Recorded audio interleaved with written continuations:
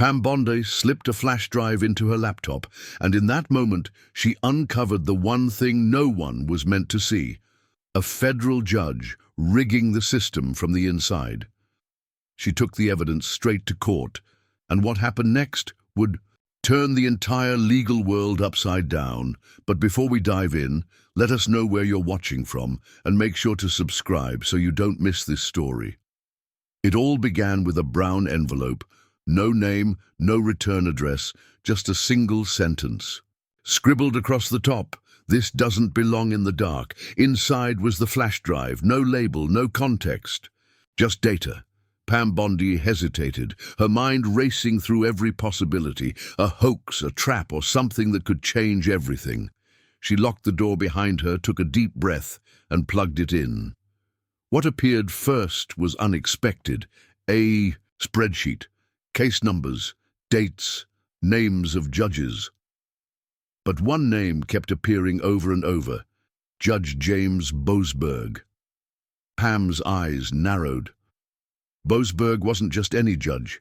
He was the man who presided over some of the country's most sensitive cases, and these dismissals had no explanations. Some lacked rulings entirely, others had footnotes that had been quietly edited weeks after the fact. At the bottom of the spreadsheet was a folder marked "Internal." She clicked it. Dozens of emails spilled across the screen, messages between law clerks and an obscure risk finance consulting firm in Arlington, not illegal on the surface. But Pam felt it in her gut. This wasn't normal. The firm specialized in profiting from legal outcomes, regulatory changes, corporate fines, even hush-hush settlements. And they were getting inside information. Pam scrolled faster, her heart hammered in her chest. The dates, the tips, the sudden reversals in court, all perfectly aligned. A clerk's tip, a sealed case, and then, a week later, the case gone, the firm richer. She leaned back in her chair. This wasn't just Boasberg. It was a machine, a system designed to stay silent and invisible. Her phone buzzed. An unknown number. She didn't answer. The message came next. "You've seen enough. Stop." She stared at the message. Her fingers hovered over the keyboard. They knew she had it, and yet she felt no fear, just clarity. Pam walked to the window and looked out over the city. She knew what it would cost to blow the lid off this. But she also knew the flash drive hadn't come to her by chance. Someone wanted her, of all people, to see it. By morning, she was pulling court records. By the end of the week, she'd have enough to drag this corruption into the light. But not yet. She needed real proof. Not just rumors. She didn't sleep that night. Instead, she combed court databases, public filings, archived rulings. Every time she cross-checked the spreadsheet, she found more. Entries that vanished without a trace, rulings that had been quietly rewritten, even sealed files that hadn't always been sealed. Again and again, it was the same name: Boasberg. He wasn't just a judge. He was the only judge in cases that by law should have had oversight. He presided alone. By dawn, Pam had marked 17 cases for a deeper dive. She made a single call to a trusted appellate researcher, someone with no public footprint.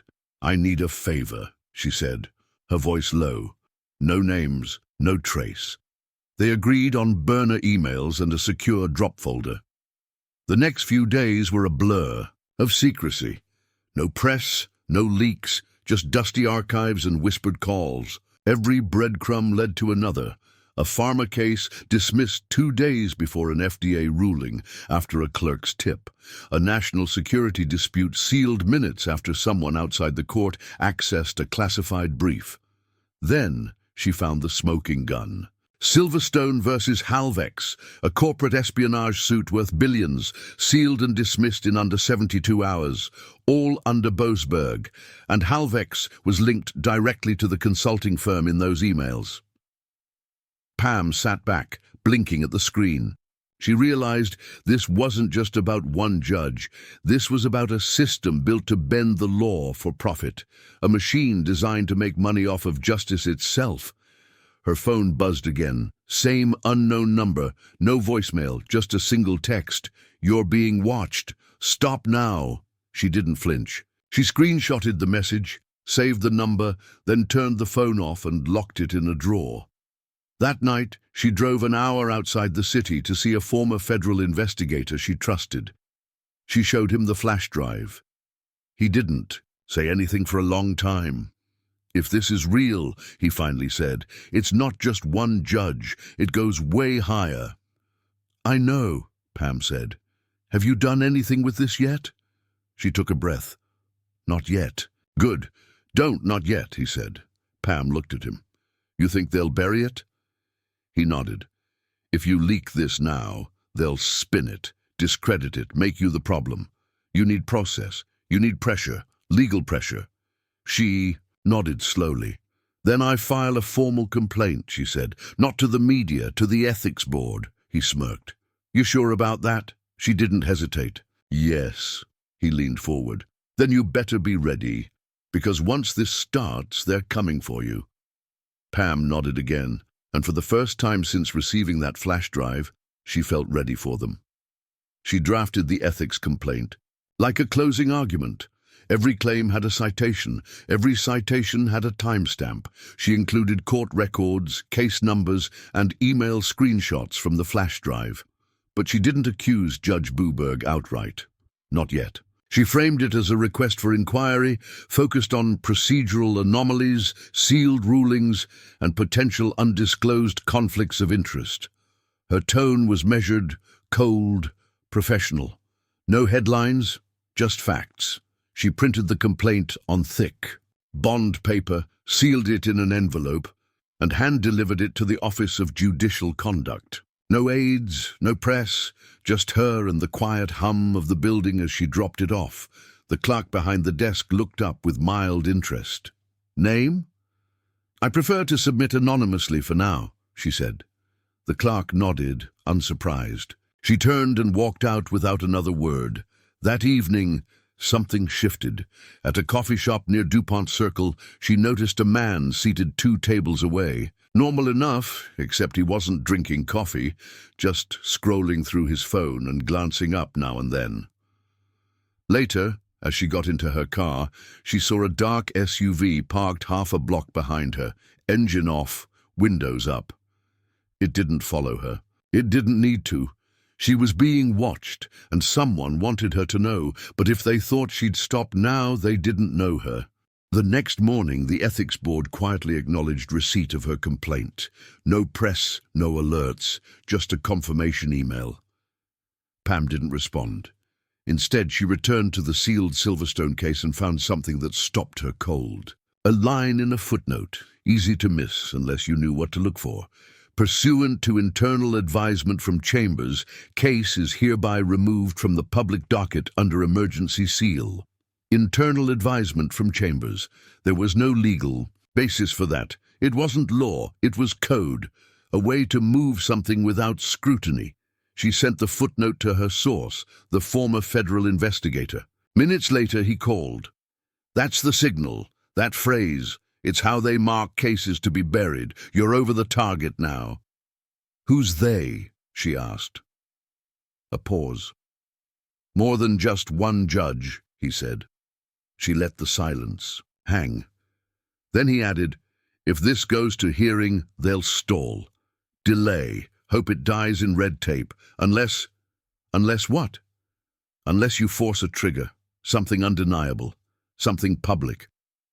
She knew what that meant. She'd have to present it herself, not behind a closed door, but in a hearing. On record, the rules allowed it. A complainant could request a hearing if substantial new evidence emerged. But it came with a price.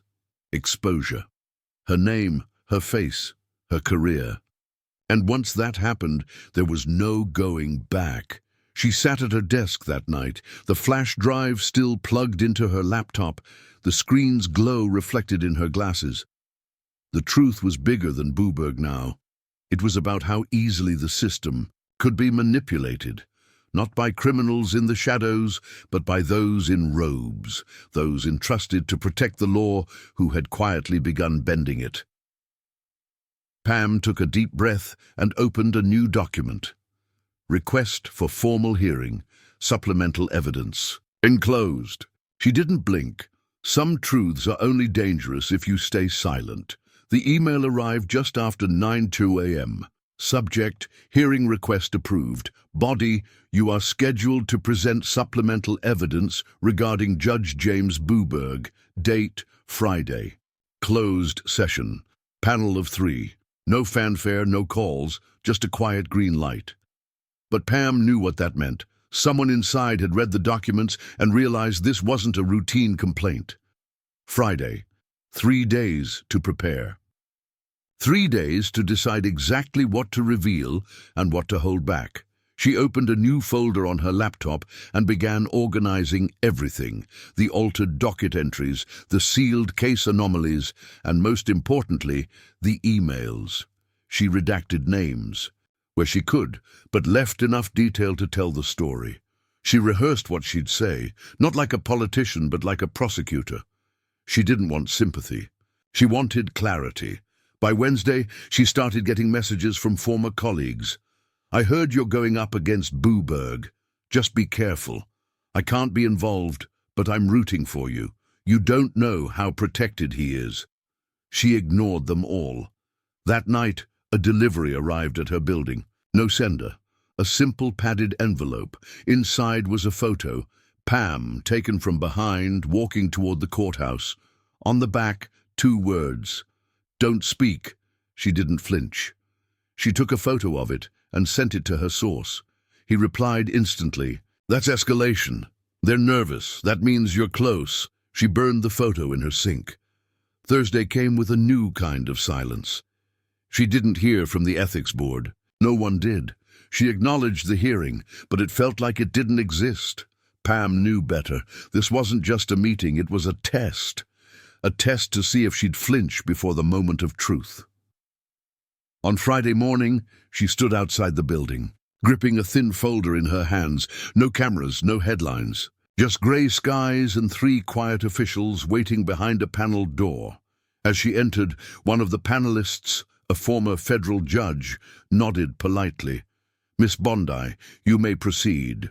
She stepped into the center of the room.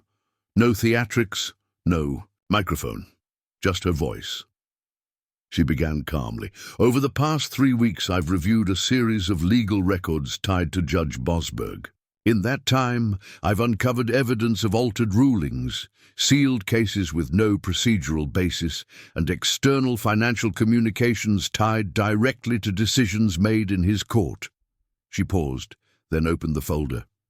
She laid out 3 cases, one involving a drug manufacturer, another a defense contractor, and the last, Silverstone versus Halvex. She detailed how each had been dismissed under irregular terms.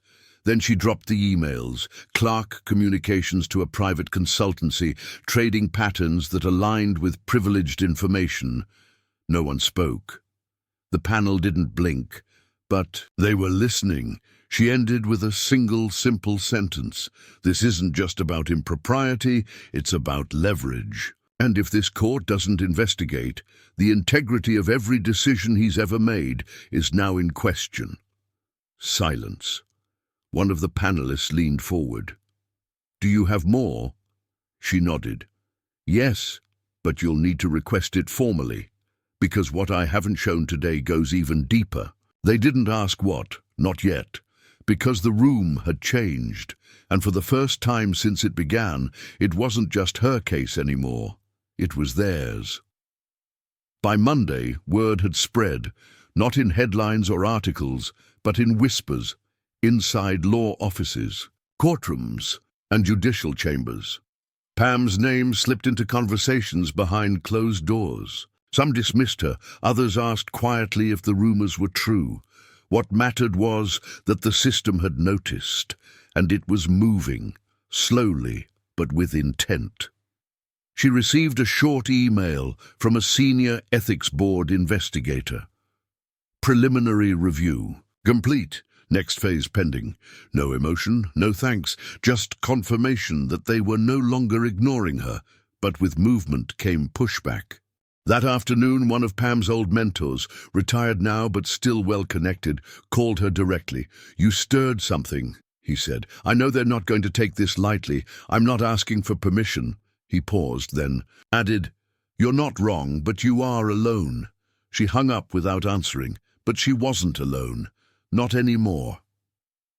Later that day, she found a note slid under her office door.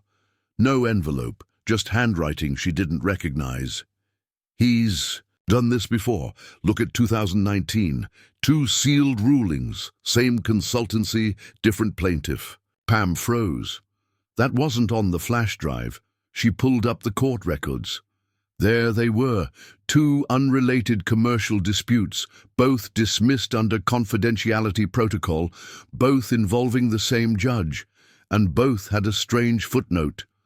Advisement. Outside standard review. That phrase again. She reached out to her investigator contact. "Can we get internal memos from that year?" "Not without triggering alerts," they replied, "but I know someone who might have kept notes." "Who?" "Boasberg's former clerk. She left D.C. 2 years ago, quietly. Can you find her?" "I'll try." Pam knew what this meant. If she could track the pattern back even further, this wouldn't be an isolated scandal. It would be a legacy of manipulation, a system built to bend. But timing mattered.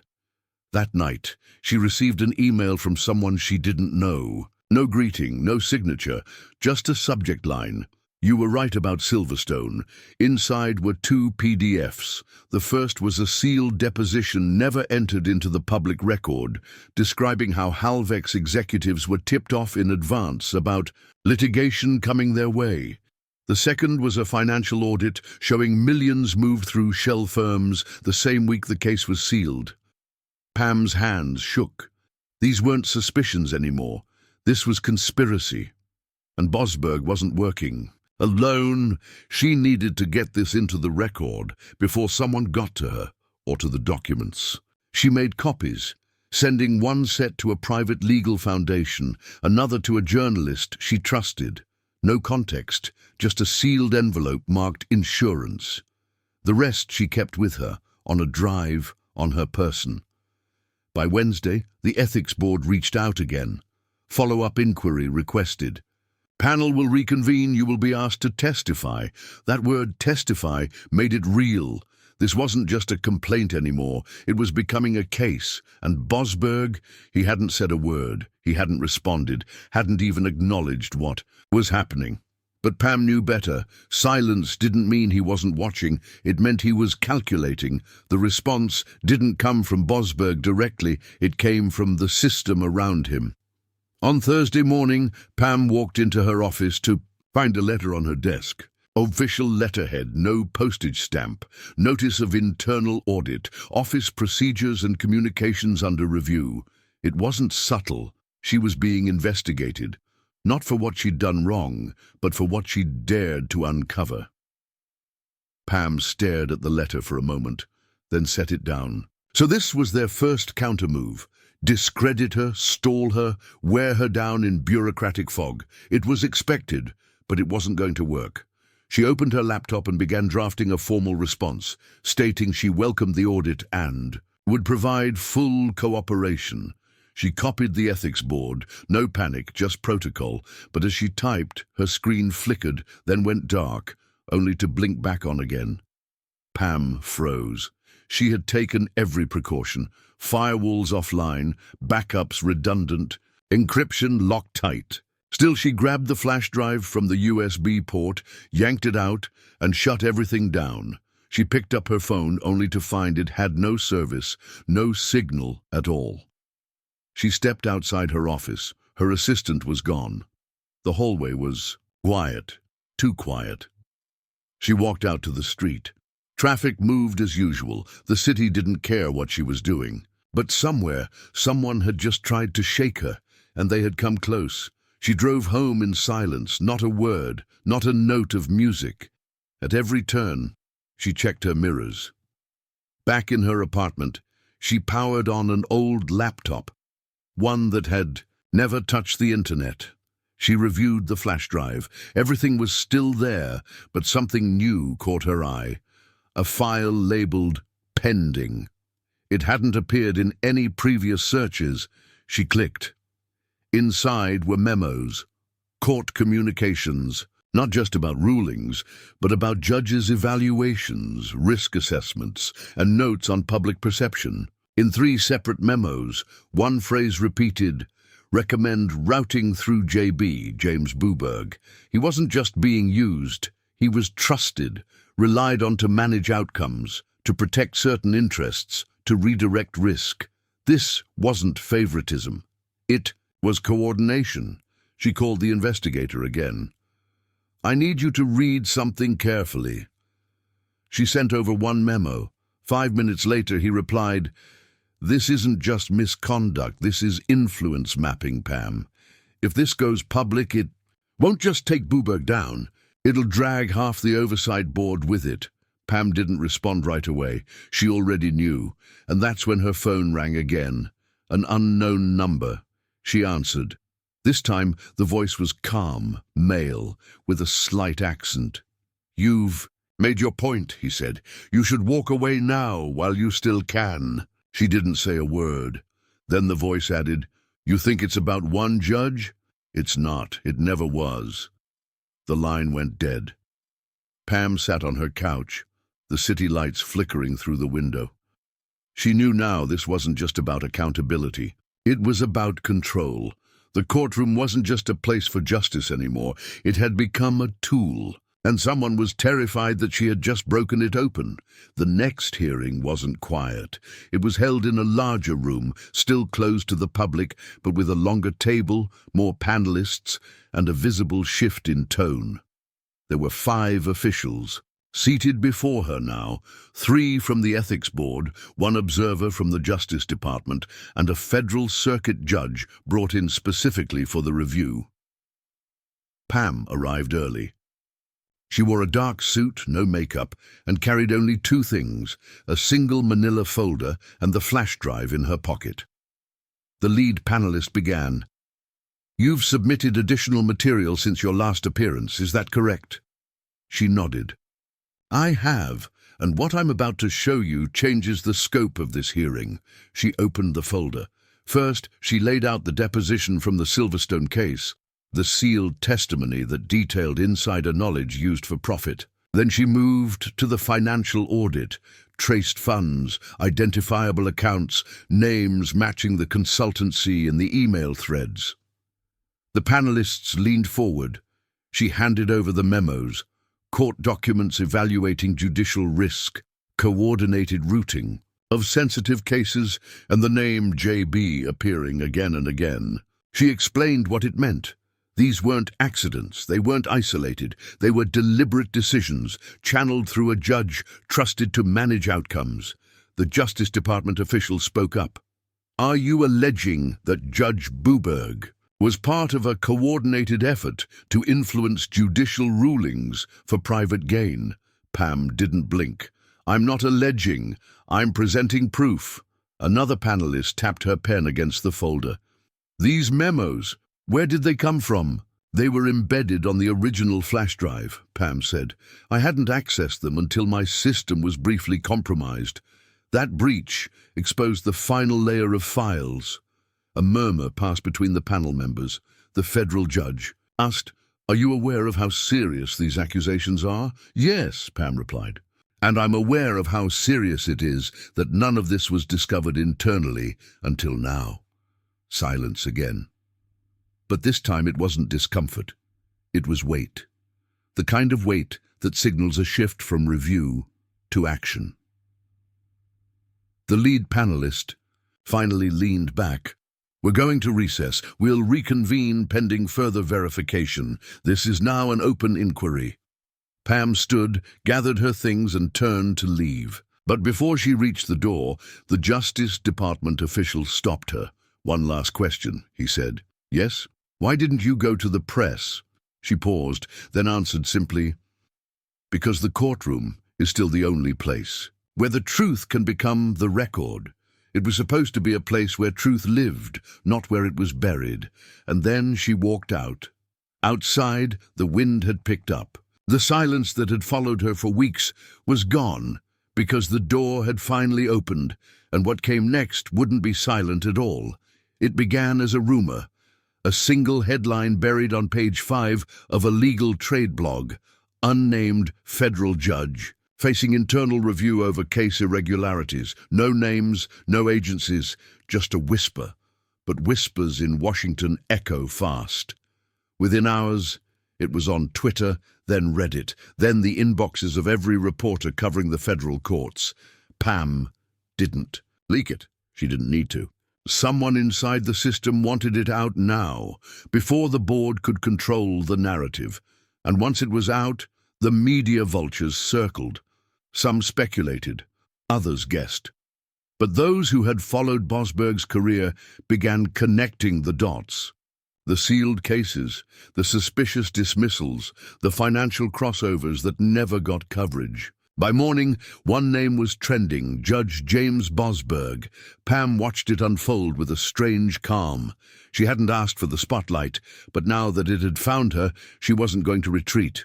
That same morning, Boasberg broke his silence. Not with a press conference, not with a statement, but with a motion. A formal petition to the chief judge of the D.C. Circuit requesting temporary reassignment of all active dockets due to emerging health concerns. Pam read the motion 3 times. It wasn't a denial. It wasn't a defense. It was an exit. He was stepping back before anyone could force him to. A classic move. Take cover behind sympathy. Avoid the headlines. But to Pam, it said something louder. He knew he was cornered. Her phone buzzed. It was her investigator. "You saw the motion?" "I did. He's running." Pam stayed silent. "Then what happens now?" "It depends. If the inquiry turns formal, if the Justice Department steps in, it's not just him. This will crack open the whole mechanism. But if they stall, then it dies quietly, another forgotten footnote in a broken system. She wasn't going to let that happen. That night, she made one final decision. She drafted a public statement. Not a tell-all, not a media stunt, just a declaration. "I filed the initial complaint. I stand by the evidence, and I will testify under oath if asked." She released it quietly through a legal newsletter. No TV cameras, no interviews, but that single paragraph exploded across the internet. And with it, the narrative shifted. No longer speculation. Now it was real. Pam Bondi had gone public. Within 24 hours, 3 things happened. The Ethics Board confirmed a full-scale inquiry. Congressional oversight quietly requested briefings. Boasberg's name was formally removed from the court schedule. The wall had cracked, but Pam knew better than to celebrate, because the system doesn't fall overnight. It stalls, it shifts, it retaliates. And there was still one question she hadn't answered, because no one had asked it out loud yet. Who gave her the flash drive, and why now? It came in the form of an email, encrypted, no subject line, from a scrambled domain Pam had never seen. Inside was a single sentence: "Meet me where it began." No signature, no threat. But she understood. The Dropbox, the cafe where she first received, the flash drive, cameras, traffic, people, a good place to stay visible while staying quiet. Pam arrived early, sitting at the same corner table, and waited. 20 minutes passed. Then a man in his 50s approached, faded suit, worn shoes, a face that looked like it once belonged to someone who mattered before he walked away from it all. He didn't introduce himself. He simply sat down and said, "I used to work in the Internal Review Office. For years, oversight protocols, inter-chamber communications." Pam watched him closely. He never looked directly at her. "I wasn't supposed to see the routing memos," he said. "They were never meant for our level, but a junior assistant sent the wrong batch to my desk." "You sent the flash drive," Pam said. He nodded once. "Boasberg's name came up too many times. Same format, same justifications, always sealed, always rushed." "Why me?" she asked. "Because you weren't part of the system. You had nothing left to gain by protecting it. And you had the background to understand what you were looking at. Pam leaned forward. This wasn't just about Boasberg, was it? He shook his head. There's a circle, not formal, not written down, but consistent. Certain judges, certain clerks, certain consultants, it's all done through implication. Nobody gives orders, but everybody knows what's expected. She let that sink in.